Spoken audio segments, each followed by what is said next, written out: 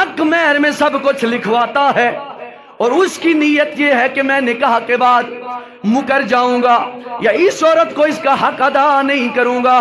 मेरे पाक पैगंबर ने फरमाया फिर जब उसका निकाह हो जाता है फिर हक मार अदा नहीं करता या दिया हुआ भी वापस ले लेता है। अगर जनाबे वाला वो सारी जिंदगी वो उस हक मार अदा करने से कासिर रहा, यहां तक कि मौत का फरिश्ता उस मर्द पे आ गया, वो मर गया, तो पाक पैगंबर फरमाते हैं अपनी बीवी का हक मार अदा ना करने वाला कयामत वाले दिन अल्लाह की बारगाह में इस हाल में मिलेगा कि वो जानी कहलाया, जानी जना करने वाला खड़ा करके लाया जाएगा। मेरे पाक पैगंबर ने फरमाया जो वादा करो अपनी बीवियों से, जो हक मार लिखाते हो या बताते हो, फरमाया वो हक मार अपनी बीवियों को अहसन तरीके से अता कर दिया करो।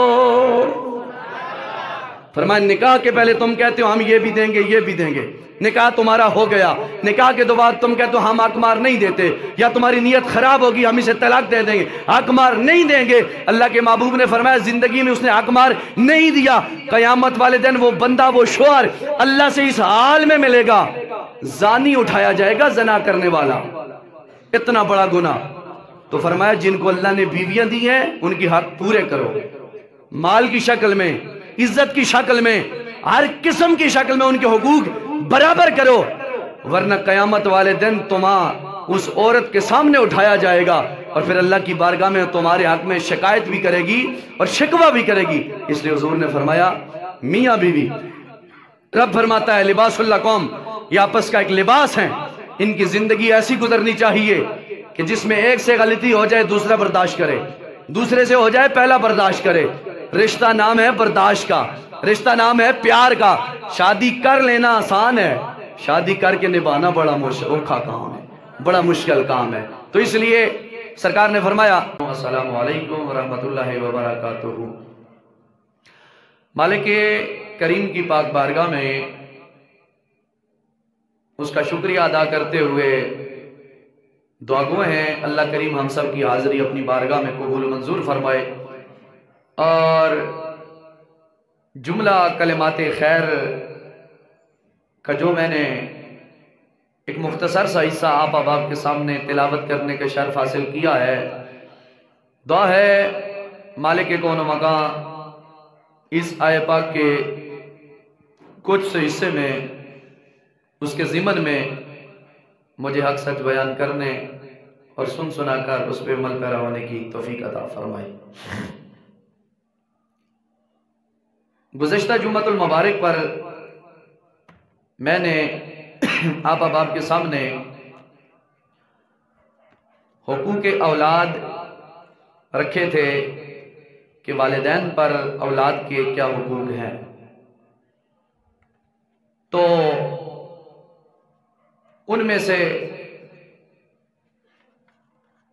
दो चार चीज़ें बाकी थी और उसका ख़ास ये इल्तिजा हुई है कि उस मौजू पर दो चार बातें और होनी चाहिए। तो बहरहाल आज का जो मेरा उन्वान गुफ्तगू है, मौजू सुखन है, वो है मियाँ बीवी के हुकूक। इस्लाम की रोशनी में मियाँ बीवी के हुकूक। दुआ है मालिक कौनैन मुझे हक सच बयान करने और हज़रात अहबाब को सुनकर उस पर अमल पैरा होने की अल्लाह तौफीक अता फरमाए और हमारे लिए ज़रिया-ए निजात बनाए। अल्लाह पाक कुरान करीम में सूरह निसा इरशाद पाक फरमाते हैं या अय्युहल्लज़ीना आमनू, ए लोगो ईमान वालो, ला यहिल्लु लकुम अन तारिसुन निसाअ करहा, तुम्हारे लिए ये मुनासिब नहीं कि तुम जबरदस्ती जबरन औरतों का वारिस बन जाना, तुम्हारे लिए ये जबरन जायज़ नहीं है। और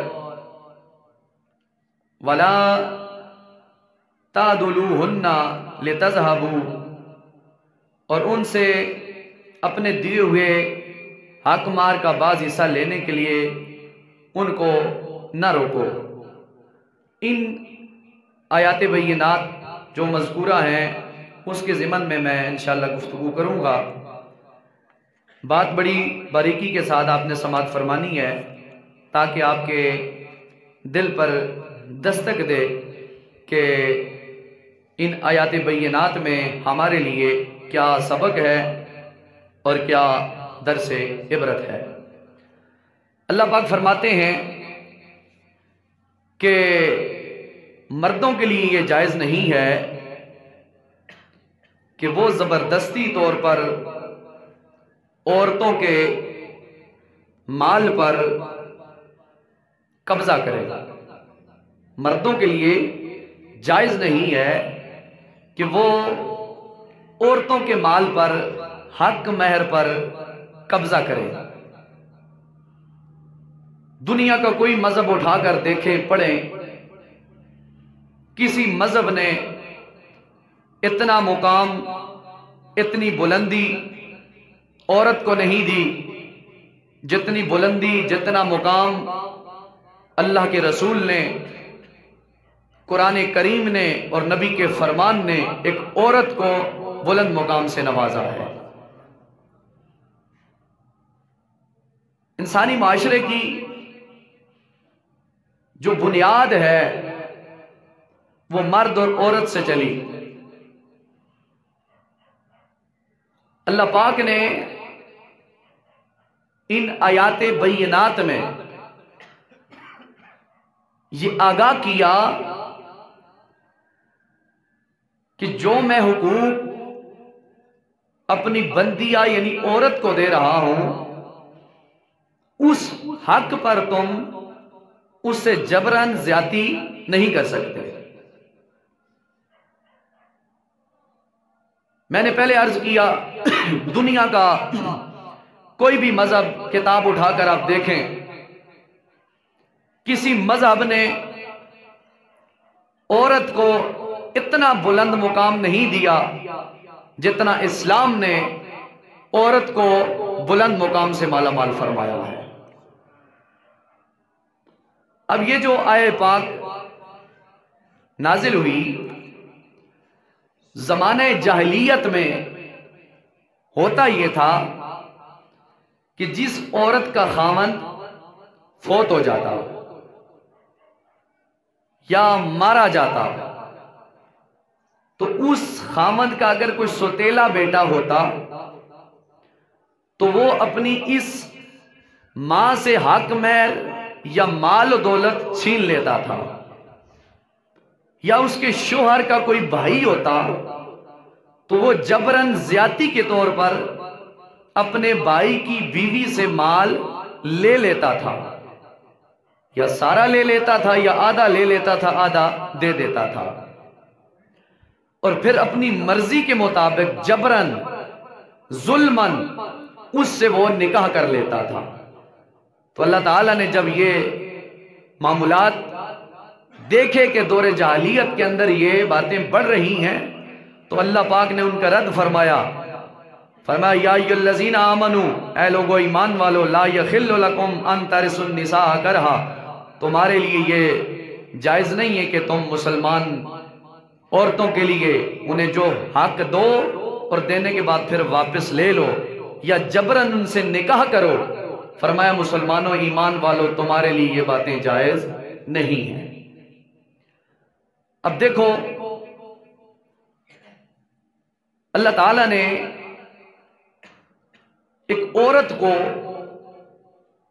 اتنا عظیم مقام دیا کہ فرمایا جو تم نے اسے مال دے دیا، چاہے وہ حق مار کی شکل میں ہے یا اپنی طرف سے اسے تحفے میں دے دیا، پھر تم اس چیز کی ڈیمانڈ مت کرو کہ ہمیں یہ عورت واپس کرے، بس تم نے دے دیا اور اب خاموش ہو جاؤ۔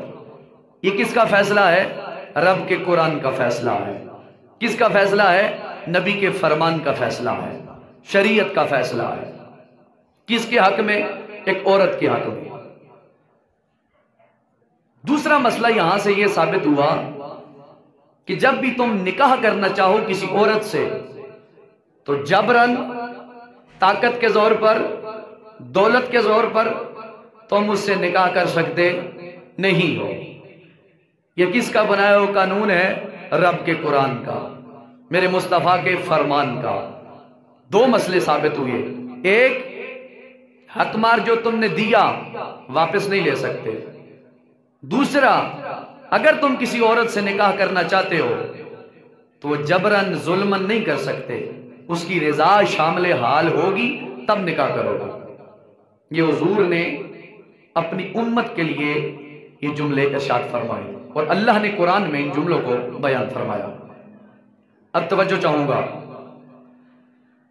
इस्लाम ने औरतों को मुकम्मल हुकूक दिए। अब देखो, अगर औरत मां की शक्ल में है तो अल्लाह ने उस मां की शक्ल में आने वाली औरत के पांव के नीचे जन्नत को रख दिया है। बोलो जरा सुभान अल्लाह। सर्दी जरूर है लेकिन इतनी भी नहीं, अल्लाह लो बैठ के आंखों जरा सुभान अल्लाह। तो इसलिए अगर एक औरत है उसे मां बनने का शर्फ मिला तो अल्लाह ने उसे मुकाम क्या दिया? उसके पांव के नीचे जन्नत को रख दिया। अगर एक औरत बेटी की शक्ल में है तो अल्लाह ने उसे घर के अंदर जब पैदा किया तो रहमत की शक्ल में भेजकर एहसान अजीम फरमा दिया। और अगर एक औरत है बहन की शक्ल में तो अल्लाह ने इज्जत की शक्ल में तुम्हारे सामने उसे पेश फरमा दिया। अगर खाला है, औरत खाला की शक्ल में मौजूद है तो वो तुम्हारे सामने दर्जाए मां तुम्हारे सामने रखती है। और अगर एक औरत है तुम्हारी वालिदा की सहेली है तो अल्लाह के महबूब ने उसे दर्जाए मां तुम्हारा दे दिया। फरमाया तुम्हारी मां की सहेली है, ये ऐसा ही मुकाम रखती है तुम्हारी मां के बाद जितना तुम्हारी मां का मुकाम है। अदबन के लिहाज से उसका तुमने इकराम करना। अगर बीवी है तो अल्लाह ने उस औरत को तुम्हारे लिए तुम्हारा लिबास बना दिया है। ये तो अल्लाह के कुरान में कहता है ना, लिबासुल लकुम, मियां बीवी आपस का लिबास हैं। तो साबित क्या हुआ? अल्लाह ने, उसके महबूब ने औरत को बड़े मुकाम से माला माल फरमाया है। फिर अल्लाह पाक ने फरमाया, अगर शादी के बाद तुम्हें अपनी औरत की सीरत में कोई नुक्स नजर आता है, सूरत में कोई नुक्स नजर आता है, सीरत से मुराद इखलाक, सूरत से मुराद चेहरा, इसमें कोई नुक्स नजर आता है और तुम्हारे दिल के ऊपर यह बात गरां गुजरती है कि इसके इखलाक ठीक नहीं या इसका जनाबे वाला चेहरा मुझे पसंद नहीं, मेरे मुस्तफ़ा का कुरान कहता है, रब का कुरान, नबी के उतरने वाला कहता है, फिर तुमने सब्र करना है। क्या करना है? सब्र करना है। क्यों?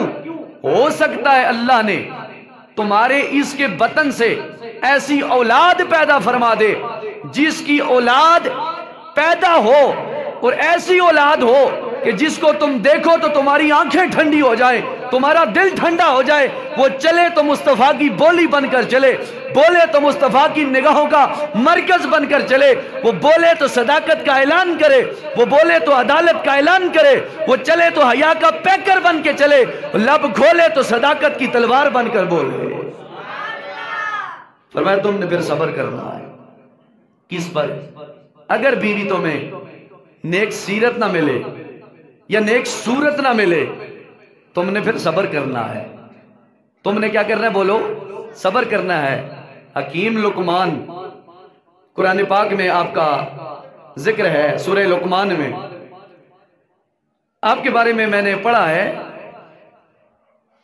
आपको अल्लाह करीम ने इख्तियार दिया। उलमा लिखते हैं कि आपको नबूवत दी जाए या हिकमत दी जाए, तो आपने कहा मुझे नबूवत नहीं, मुझे हिकमत दी जाए, मैं हकीम लोगों का इलाज करूं, मुझे हिकमत दी जाए। आपने हिकमत को कबूल किया। हकीम लुकमान ने, रंग काला स्याह, मोटे मोटे होंठ। एक बंदा हाजिर हुआ, कहने लगा हकीम लुकमान, तंजिया तौर पे कहने लगा, यार तेरी सूरत कितनी बेमजा है, खराब तेरी सूरत है। हकीम लुकमान ने कहा, نقش میں عیب نکالتا ہے یا نقاش میں عیب نکالتا ہے؟ یعنی میرے نقش میں عیب تو نکالتا ہے یا جس نے میرا نقش بنایا ہے اس بنانے والے کی ذات میں تو عیب نکالتا ہے؟ اس نے سر جھکا لیا، سوال کرنے والے نے سر جھکا لیا۔ حکیم لقمان نے کیا کہا یہ کہ جو ایسی میری صورت میرے رب نے بنائی ہے وہ مجھے پسند ہے، تو اس میں عیب کیوں نکالتا ہے؟ تو بات کہاں سے چلی کہ اگر عورت کا تو آپ کو حسن کردار اور حسن چہرہ پسند نہیں ہے تو رب کا قرآن کہتا ہے، مصطفیٰ کا فرمان کہتا ہے پھر تم صبر کرو، ہو سکتا ہے اللہ اس کی اولاد اس میں سے آپ کو ایسی دے دے کہ جو تمہاری نسلوں کو سنوار دے، کوئی دین کا عالم بن جائے، کوئی قرآن کا حافظ بن جائے، پھر تمہاری آنکھیں ٹھنڈی ہو جائیں۔ تو حضور نے فرمایا جب تمہارا نکاح ہو جائے پھر تم نے اپنی بیوی کے ساتھ اخلاق کے طور پر خاموشی اور صبر کے ساتھ تم نے چلنا ہے، اور پھر صبر کا صلہ تمہیں اللہ ایسا عطا فرما دے گا کہ تمہاری سوچ بھی نہیں ہوگی کہ اللہ تم پہ کتنا راضی ہوگا۔ تو فرمایا عورتوں کے حوالے سے تم نے اپنی خاص خیال رکھنا ہے، اور پھر حکم دیا کہ کوئی بھی عورت ہو اگر تمہاری ماں کی شکل میں ہو یا تمہاری بہن کی شکل میں ہو یا تمہاری بیٹی کی شکل میں ہو یا تمہاری بھابھی کی شکل میں ہو یا تمہاری خالہ کی شکل میں ہو یا تمہاری دینی بہن کی شکل میں ہو، اسے تم نے اللہ کا شکر کرنا سکھانا ہے۔ کیا سکھانا ہے؟ بولو، اللہ کا شکر کرنا سکھانا ہے، ہر حال میں اللہ کا شکر کرنا سکھانا ہے۔ کیوں؟ اس کا بہت بڑا فائدہ ہمیں اللہ کے پاک پیغمبر جناب ابراہیم خلیل اللہ علیہ السلام نے سکھایا ہے، اور اس پہ عمل کر کے حضرت اسماعیل ذبیح اللہ علیہ السلام نے دکھایا ہے۔ وہ کیسے؟ توجہ چاہوں گا۔ حضرت ابراہیم علیہ السلام ایک دن آئے اپنے لخت جگر اسماعیل علیہ السلام کے گھر میں، بیٹا گھر میں موجود نہیں، اسماعیل علیہ السلام۔ ابراہیم علیہ السلام آئے کس کے پاس؟ اپنی بہو کے گھر، اپنے بیٹے کے گھر۔ بہو سے سلام دعا ہوئی، پوچھا میرا بیٹا اسماعیل کدھر ہے؟ کہا وہ روزگار کے لیے گھر سے نکلا ہے۔ فرمایا حالات گھر کے کیسے چل رہے ہیں؟ سسر نے بہو سے کہا گھر کے حالات کیسے چل رہے ہیں؟ تو بہو نے کہا حالات بڑے خراب چل رہے ہیں، کھانے پینے کے اندر کمی پیشی ہے، حالات صحیح نہیں چل رہے۔ آپ نے یہ بات سنی، اللہ کے پاک پیغمبر ابراہیم خلیل فرمایا ٹھیک ہے، جب آپ کا شوہر آئے اسماعیل تو اسے میرا سلام کہنا اور ساتھ کہہ دینا تیرے دروازے کی چوکھٹ ٹھیک نہیں ہے، اسے تبدیل کر دو۔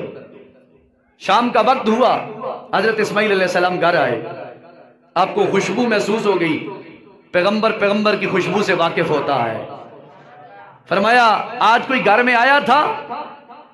زوجہ نے کہا ہاں ایک شخص آیا تھا، اس نے سلام دعا کیا اور آپ کو سلام بھی بھیجا ہے۔ کہا وہ کیا کہتا تھا؟ کہا اس نے گھر کے حالات پوچھے، میں نے کہا حالات ایسے ہیں ایسے ہیں۔ کہا سن کر کیا جواب دیا اس شخص نے؟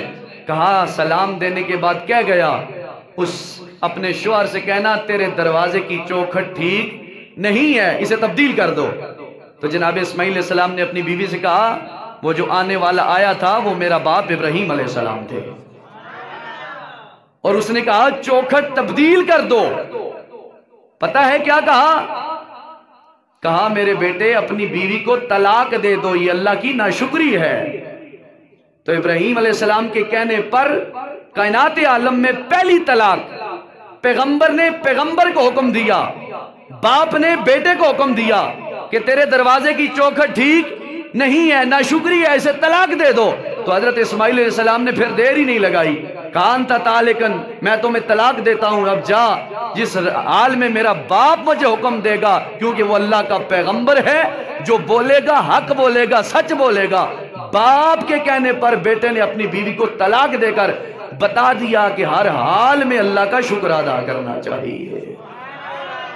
اسماعیل علیہ السلام نے پھر شادی کی، چند دن گزرے، پھر حضرت سیدنا ابراہیم علیہ السلام پھر آئے، اتفاقاً پھر اسماعیل علیہ السلام گھر میں موجود نہیں تھے۔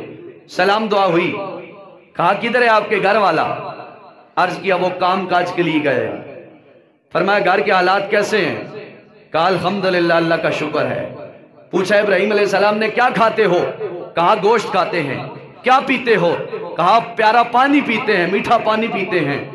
کہا ٹھیک ہے، اللہ تمہیں اس میں برکتیں عطا فرمائے، اور جب گھر والا آ جائے میرا سلام کہنا اور ساتھ کہنا تیرے دروازے کی چوکھٹ بڑی پیاری ہے، اسے تبدیل نہیں ہونے دینا۔ شام کو اسماعیل علیہ السلام جب گھر کے اندر داخل ہوئے تو آپ کو پیغمبر باپ کی خوشبو محسوس ہونے لگی۔ پھر پوچھا اپنی زوجہ مکرمہ سے، اے میری زوجہ آج ہمارے گھر کے اندر کوئی آیا تھا مہمان؟ عرض کرنے لگی ایک مہمان آیا تھا، مہمان نے آ کر سلام دعا کی، آپ کے بارے میں پوچھا اور آپ کے جناب والا رہن سہن کے بارے میں، کھانے پینے کی اشیاء کے بارے میں پوچھا۔ میں نے کہا گوشت کھاتے ہیں، پانی پیتے ہیں۔ سن کر یہ جواب دیا اللہ تمہیں اس میں برکتیں عطا فرمائے۔ حضرت اسماعیل علیہ السلام نے اپنی زوجہ سے دوسرا سوال کیا، جاتے جاتے اس شخص نے کیا کہا ہے؟ فرمایا جاتے جاتے وہ برکت کی دعا دے کر، سلام عقیدت دے کر، جاتے جاتے کہہ کر دی گیا کہ اپنے گھر والے سے کہنا یہ جو دروازے کی چوکھٹ ہے بڑی پیاری ہے، اس کو تبدیل نہیں ہونے دینا۔ تو حضرت اسماعیل علیہ السلام نے اپنی نئی زوجہ سے فرمایا تجھے خبر ہے ہمارے دروازے پہ کون آیا تھا؟ فرمایا میں نہیں جانتی کون آیا تھا۔ فرمایا وہ میرا باپ ابراہیم خلیل اللہ آیا تھا، جس کے حق میں اللہ کریم نے فرمایا کہ میرا پاک پیغمبر ہے، وَاذْكُرْ فِي الْكِتَابِ إِبْرَاهِيمَ إِنَّهُ كَانَ صِدِّيقًا نَبِيًّا۔ فرمایا یاد کرو قرآن میں، کتاب میں یاد کرو میرے ابراہیم کو، انہو کان صدیقا نبیہ، وہ اللہ کا بڑا سچا پیغمبر ہے۔ جزاک اللہ، وہ اللہ کا بڑا سچا پیغمبر ہے۔ تو کیا معاملہ، اللہ کے پیغمبر نے یہ ہمیں دیا۔ پہلی بیوی کو کیوں طلاق دی؟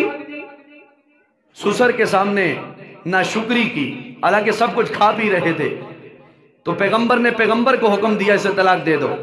دوسری بیوی نے اللہ کا شکر ادا کرنے کے ساتھ کہا سب کچھ ہے، تو فرمایا یہ ٹھیک ہے، جس گھر میں شکر کرنے والے لوگ موجود ہوتے ہیں، علماء لکھتے ہیں جب بندہ جب شکر کرتا رہتا ہے اللہ راضی بھی ہوتا رہتا ہے، اور اللہ کا یہ فیصلہ ہے لَإِن شَكَرْتُمْ لَأَزِيدَنَّكُمْ، تم میری نعمتوں میں میرے بندوں شکر ادا کرتے رہو گے، میں تمہاری نعمتیں کم نہیں ہونے دوں گا، زیادہ ہی زیادہ فرماتا رہوں گا۔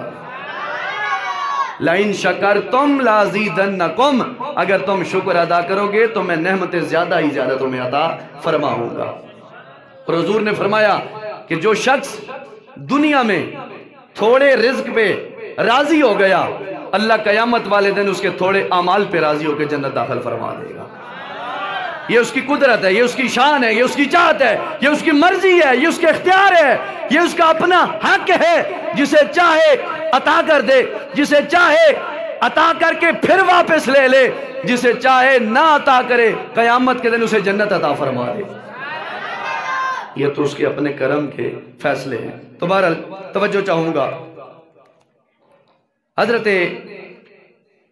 آقا علیہ السلام نے اور قرآن نے آگے یہ بیان کیا کہ پھر اگر تمہیں عورت ایسے معاملات بن جائیں، بات طلاق تک آ جائے اور تم نے اسے طلاق دے دی، فرمایا پھر اس کا حق مار اسے فوراً ادا تم نے کرنا ہے۔ اور اس کے والدین سے یہ حکم کیا کہ جس عورت کو طلاق ہو جائے پھر اسے تنگ تم نے نہیں کرنا، تانا تم نے اسے نہیں دینا۔ یہ قرآن کہہ رہا ہے تم نے جہاں خود رہتے ہو اس جہاں پر اپنی اس بیٹی کو رکھو، جہاں سے کھاتے ہو وہاں سے کھلاؤ اس اپنی بیٹی کو۔ دیکھو طلاق ہونے کے بعد بھی میرا رب کتنا غیرت مند ہے اور عورت کو مقام دے رہا ہے۔ فرمایا جہاں سے خود کھاؤ وہاں سے کھلاؤ، جہاں خود رہو وہاں پہ اسے رکھو۔ یہ تقدیر الہی کے فیصلے ہیں، یہ اس کا ایک اپنا مقدر تھا، نصیب تھا جو اس نے اس حوالے سے کر دیا۔ اور پھر اللہ پاک نے فرمایا اگر تمہاری زندگی ایسے دستور کے معاملے میں آ رہی ہے، تمہاری زندگی تم چاہتے ہو کہ ہم ایک شادی کے بعد دوسری شادی کریں؟ اللہ نے فرمایا مسنا و ثلاثا و رباع، ایک شادی کرو، دو کرو، تین کرو، چار کرو۔ فَإِنْ خِفْتُمْ أَن تَعْدِلُوا، اور اگر تم یہ گمان کرتے ہو کہ ہم 4 بیویاں کریں یا 2 کریں یا 3 کریں کہ ہم ان کے درمیان انصاف نہیں کر سکیں گے، تو اللہ نے فرمایا فواحدن، پھر ایک ہی تمہارے سے بہتر ہے، ایک ہی کرو۔ یہاں پر بھی عورت کو اللہ نے ترجیح دی، عزت کو۔ فرمایا پھر عورتوں کو تم نے خوار نہیں کرنا، شادیاں کر کے 2 3 4 کر لو، حق ہے، یہ میرا حکم ہے، رب کہتا ہے، لیکن ان بندوں کے لیے جو پھر سنبھالنے کے بھی قابل ہوں۔ یہ نہیں بیٹا کرے شادی تو خرچہ کرے بابا، یہ بات تو میرے الگ ہوئی نا۔ تو اس لیے فرمایا اگر تم سنبھال رکھتے ہو تو کر سکتے ہو، تمہیں اجازت ہے، اگر تم سمجھتے ہو کمی پیشی ہوگی تو پھر ایک پہ ہی گزارا کر لیا کرو۔ اس میں بھی کیا کہا رب نے؟ عورت کی عزت اور حوصلہ افزائی فرمائی۔ میں بات کر بتا رہا ہوں نا کہ ایک بیوی کی، ایک عورت کا مقام اللہ کی نظر میں اور مصطفیٰ کی نگاہ میں کتنا بلند و بالا ہے۔ اور پھر دیکھو جب نکاح ہوتا ہے، بنیادی چیز نکاح میں کیا ہوتی ہے؟ حق مار، ایجاب و قبول۔ اب جناب حضرت آدم علیہ السلام کی طرف میں آپ کو لے کے چلتا ہوں۔ آپ کا نکاح ہوا، حق مہر کی باری آئی، حضرت آدم علیہ السلام کیا دیں حق مہر؟ روایت کے اندر آیا جب اماں ہوا سامنے، آدم علیہ السلام سامنے، ہاتھ بڑھایا نا اپنی بیوی کی طرف، اللہ پاک نے فرمایا آدم رک جاؤ، آدم رک جاؤ، ہاتھ روک لو اپنا۔ اے رب العالمین کیوں؟ فرمایا پہلے اپنی بیوی کا حق مہر ادا کرو، حق مہر ادا کرو، تب تمہاری بیوی تمہارے اوپر حلال ہوگی، کیونکہ ایک عورت کا مقام میرا رب العالمین اپنے پاک پیغمبر جناب آدم علیہ السلام کو بتا رہا ہے، اور دنیا عالم والوں کو بتا رہا ہے کہ ایک عورت کا مقام اللہ کریم نے کتنا بیان فرمایا۔ آدم علیہ السلام نے عرض کیا رب العالمین میں حق مار کیا ادا کروں، میرے پاس کچھ نہیں۔ میرے پاک رب العالمین پالنے والے رب العالمین نے آدم علیہ السلام سے فرمایا او آدم اور کچھ نہیں، تو ایسا کرو میرے سونے محمد پر درود و سلام تمہارا پڑھنا کام ہے، حق مار ادا کرنا یہ رب محمد کا کام ہے۔ تم کیا کرو؟ محمد کریم پر اللہ اکبر یا رسول اللہ حق چاہیے یا تو کیا فرمایا؟ ایسا کرو حق مار میرے مصطفیٰ پر درود پڑھو۔ حالانکہ حضور دنیا میں جلوہ گر ہوئے تھے؟ بولو نہیں، جلوہ گر نہیں ہوئے تھے۔ تو علماء لکھتے ہیں، علامہ اشرف علی تھانوی صاحب علماء دیوبند کے بڑے، وہ نشر طیب میں لکھتے ہیں کہ پھر کیا ہوا؟ کہتے ہیں پھر حضرت آدم علیہ السلام نے سونے نبی کی ذات پر درود و سلام پڑھا ہے۔ مختلف روایتیں، 1 مرتبہ، 10 مرتبہ، 3 مرتبہ، 20 مرتبہ، 100 مرتبہ، 500 مرتبہ، 1000 مرتبہ، 70 مرتبہ درود و سلام پڑھا آدم علیہ السلام نے۔ رب نے کہا اب تیرے لیے اماں ہوا حلال ہو گئی ہے، کیونکہ تو نے میرے نبی مختار پر درود و سلام پڑھ لیا۔ پتہ کی چلیا؟ ماؤ پیو نہ نکاح ہویا درود و سلام پڑھ کے، حق مار ماؤ پیو نہ کہوے درود و سلام تے علی بچے جدوں درود و سلام نکال آوے گی تے نہیں پوچھن کے لکھا کہاں ہے، انہیں بتایا جائے گا تیرے ماں باپ کے نکاح کا جو حق مہر ہے وہ نبی کا درود و سلام ہے۔ میرے مصطفیٰ آئے نہیں تھے تب بھی کائنات والوں کو میرے رب العالمین نے بتا دیا آدم جہاں سے پوری خلقت پیدا ہوگی تو ان کا باپ ہونے کے ناطے پہلے میرے محمد پہ درود و سلام پڑھے گا، بعد میں تیری بیوی تیرے اوپر حلال قرار پائے گی۔ تو اس لیے ثابت کیا ہوا؟ جتنے بھی دنیا والے ہیں ان کے ماں باپ کون ہیں؟ جناب اماں ہوا اور جناب آدم علیہ السلام دونوں۔ تو ان کے نکاح کا جو حق مہر ہے وہ کیا ہے؟ نبی کا درود و سلام ہے۔ پر ہمارے فقہائے احناف کے نزدیک مسئلہ آ گیا، چونکہ میں آپ کو بتا ہی دوں، حق مار کی تعداد کم از کم 10 درہم ہے۔ کتنا؟ 10 درہم۔ درہم آج کل 35 یا 40 یا بہت 50 روپے کے حساب سے ہوگا۔ اتنا حق مار ہے عورت کا 10 درہم فقہائے احناف کے نزدیک۔ اتنا حق مار دے کر آپ نکاح کر سکتے ہیں۔ تو اس لیے یہ قید لگائی، یہ سارے معاملات کیوں کیے؟ فرمایا یہ ایک عورت کی عزت کے لیے کر رہے ہیں، عورت کی عزت کے لیے یہ سارے کام اللہ کریم نے کروائے ہیں پیغمبروں سے۔ تو توجہ چاہوں گا، حضرت آقا علیہ السلام ترمذی، ابن ماجہ اور نسائی شریف کے اندر یہ روایت موجود ہے۔ حضرت عمر بن الاخوص روایت کرتے ہیں کہ رسول اللہ صلی اللہ تعالی علیہ وآلہ وسلم نے ارشاد فرمایا، کیا ارشاد فرمایا؟ میرے پاک پیغمبر نے فرمایا، سنو میرے غلاموں، تمہاری ازواج پر تمہارا یہ حق ہے، تمہارے اوپر تمہاری بیویوں کا یہ حق ہے، تمہاری بیویوں کا یہ حق ہے تمہارے اوپر کہ تمہارے یعنی شوہر کے جو وہ رشتہ دار یا وہ سنگی بیلی جناب والا جن کا تعلق تمہارے شوہروں سے جداگانہ ہے، یعنی ناراض ہے، وہ ان سے خفا ہیں، فرمایا ان بیویوں کا یہ کام ہے کہ اپنے شوہر کے جو لوگ ناراض ہیں، تعلق دار ناراض ہیں، ناخوش ہیں، ان کا آنا جانا بند ہے، انہیں ان کے اپنے شوہروں کے بستر پہ نہ آنے دو، اپنے شوہر کے گھروں میں نہ داخل ہونے دو۔ اور اللہ کے محبوب نے فرمایا عورتوں کے خامدوں پر یہ حق ہے مردوں پر اللہ کی طرف سے کہ اگر ان کی عورت انہیں کہے کہ ہم اچھا کھانا کھائیں گی تو مردوں کا کام ہے کہ انہیں اعلیٰ کھانا کھلایا جائے۔ اگر عورت یہ ڈیمانڈ کرے کہ میں اعلیٰ کپڑے پہنوں گی تو اپنی اوقات کے مطابق انہیں اعلیٰ کپڑے لے کر دے گا۔ فرمایا یہ میاں بیوی کا ایک حقوق ہے جو اللہ کے محبوب نے امت کو عطا فرمائے۔ فرمایا اگر یہ معاملات تمہارے چلتے رہیں گے تو پھر انشاءاللہ تمہارے گھر کے جو معاملات ہیں اللہ کریم سونے سے سونے گزارتا رہے گا۔ صحابی حاضر ہوئے اللہ کے پاک محبوب کی پاک بارگاہ میں، عرض کیا یا رسول اللہ صلی اللہ علیہ وآلہ وسلم، کیا عورت کا خامد پر کیا حق ہے؟ میرے پاک پیغمبر نے فرمایا، میرے محبوب نے فرمایا، او میرے غلام، جو خود کھا عورت کو بھی کھلا، اعلیٰ پہن تو عورت کو بھی پہلا، اور اگر کسی معاملے میں تمہاری جناب والا منہ ماری ہو جائے تو اس معاملے میں صبر کرنا، عورت کے چہرے پہ تھپڑ نہ مارنا، تھپڑ نہ مارنا اپنی بیوی کے چہرے پر، اور اپنے گھر ہی میں علادگی یعنی ناراضگی کا اظہار چند لمحوں کے کر بعد کر جانا، اور پھر دونوں میں سے جو ایک چاہے آگے بڑھ کے ایک دوسرے کو منا لیں۔ میرے پاک پیغمبر فرماتے ہیں جب تک میاں بیوی ایسے رشتے سے یعنی منسلک ہوتے رہیں گے، پیار و محبت کی بولی بولتے رہیں گے، ایک دوسرے کو معاف کرتے رہیں گے، اللہ کے محبوب فرماتے ہیں ان کا گھرانہ بھی شاد آباد رہے گا، ان کی آنے والی نسلوں کے بھی اللہ زندہ تر و تازہ جاوید فرماتا رہے گا۔ یہ ایک جینے کا طریقہ میرے مصطفیٰ نے امت کے اپنے غلاموں کو عطا فرمایا ہے، مردوں اور عورتوں کو عطا فرمایا، تم نے ایسے جناب والا کام کرنا ہے۔ تو نبی کریم علیہ السلام کا دوسرا فرمان،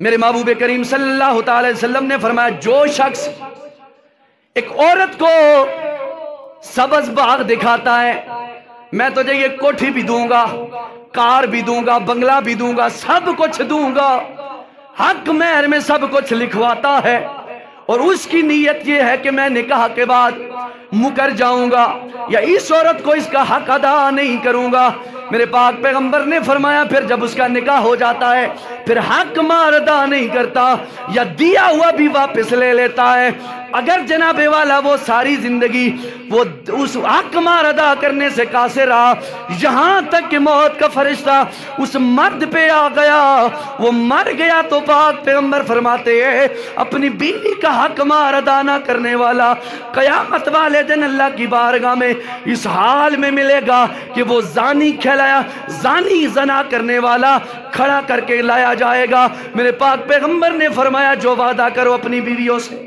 جو حق مہر لکھاتے ہو یا بتاتے ہو، فرمایا وہ حق مہر اپنی بیویوں کو احسن طریقے سے عطا کر دیا کرو۔